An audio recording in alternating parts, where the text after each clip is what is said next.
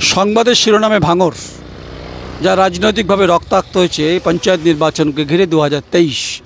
একদিকে শওকত মোল্লা, একদিকে আরাবুল অর্থাৎ আরাবুল ইসলাম, একদিকে সব্যসাচী দত্ত, তার মাঝখানে ইন্ডিয়ান সেকুলার ফ্রন্ট অর্থাৎ আইএসএফের বিধায়ক নওশাদ সিদ্দিকী, তাকে ঘিরে রাজনৈতিক তাপ উত্তাপ ক্রমশ বেড়েছে।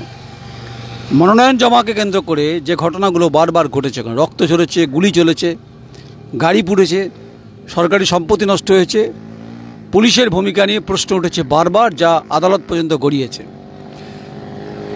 আইএসএফের কর্মীরা মনোনয়নপত্র জমা দিতে পারেননি, তারা মামলা করেছিলেন, সে মামলা কার্যত খারিজ করে দেয়। প্রশ্ন হচ্ছে কেন্দ্রীয় বাহিনীর অনেক কথা, নির্বাচন কমিশনকে ঘিরে অনেক কথা হয়েছে। সুপ্রিম কোর্ট, হাইকোর্ট অর্থাৎ কলকাতা থেকে দিল্লি পর্যন্ত ভাঙর নিয়ে আলোচনা হয়েছে বিভিন্ন ক্ষেত্রে, বিভিন্নভাবে হচ্ছে পঞ্চায়েত নির্বাচনকে কেন্দ্র করে। এখন অবধি পশ্চিমবঙ্গের মৃত্যুর অর্থাৎ রাজনৈতিক মৃত্যুর তালিকা প্রায় 12-র ওপরে। তাই রক্তপাতের নির্বাচন হবে একথা বারবার শাসক দল বললেও কেউ কোনো অংশে 1 ইঞ্চি জমি ছাড়তে নারাজ। কারণ আইএসএফের যিনি নেতা এবং বিধায়ক, যাকে ভাইজান বলছে সবাই, বলছেন আমরা আইএসএফের যে লড়াই, সেই লড়াই আমরা এখানে শাসক দলকে রুখে দেবো। শাসক দল বলছে এখানে আমরা উন্নয়ন করেছি। আপনাদের প্রত্যেকের মনে আছে পাওয়ার গ্রিডের এক্সটেনশন লাইনকে কেন্দ্র করে কি ঘটনা ঘটেছে। উত্তপ্ত কয়েক মাস ধরে, কয়েক বছর ধরে উত্তপ্ত হয়েছে ভাঙর। তাই ভাঙরের রাজনীতির মাটি অত্যন্ত গুরুত্বপূর্ণ। একদিকে বারুদের গন্ধ, একদিকে রক্তাক্ত পরিস্থিতি, তার মধ্যেও যারা ঘরে রয়েছেন, ঘরের ভেতরে যারা রয়েছেন, যারা পঞ্চায়েত নির্বাচনে গ্রামের মানুষ, খেটে খাওয়া প্রান্তিক স্তরের শ্রমজীবী বিভিন্ন স্তরের মানুষ যে কোনো দল করতে পারেন গণতান্ত্রিক ব্যবস্থার কাঠামোর উপর দাঁড়িয়ে, কিন্তু গুলি চলবে আর রক্ত ঝরবে, প্রাণ যাবে, যে শাসকই হোক আইএসএফ হোক, এটা কখনোই কাঙ্ক্ষিত নয়।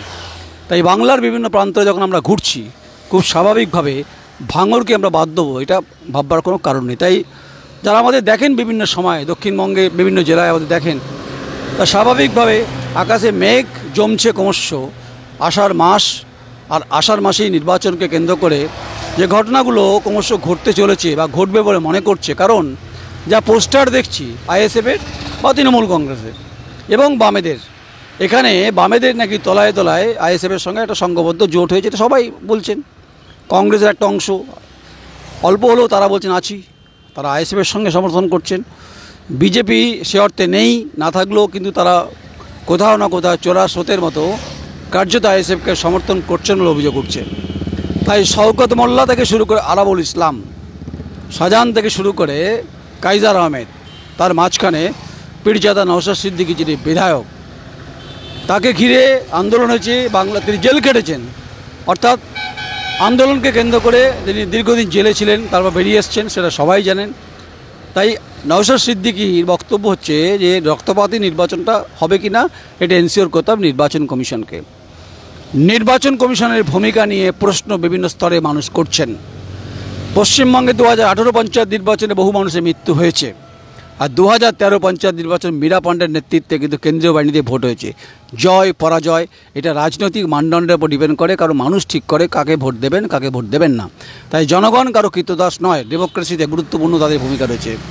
তাই গ্রামের খেটে খাওয়া প্রান্তিক স্তরের মানুষ, শ্রমজীবী যারা দিনান্তে পান্তা ফুরায়, নুনান্তে পান্তা ফুরায়, কখনও ভিজে ভাত দিয়ে লঙ্কা ডলে খান, বলেন যে তারা আগামীকাল কীভাবে কাটাবেন। সরকার বলছে অনেক উন্নয়ন করেছেন, আমরা ঘুরছিলাম বিস্তীর্ণ অঞ্চল জুড়ে, ভাববার কারণে শাসক দলের বিরোধিতা করছি। উন্নয়ন যদি হয়ে থাকে এখানে নিশ্চয়ই হয়েছে, রাস্তাঘাট হয়েছে, বিদ্যুৎ হয়েছে, পানীয় জল হয়েছে, গ্রামের মেয়েরা লক্ষ্মীর ভাণ্ডার পাচ্ছেন, উন্নয়ন হয়েছে, গ্রাম সেজে উঠেছে। তাহলে ভয় কিসের?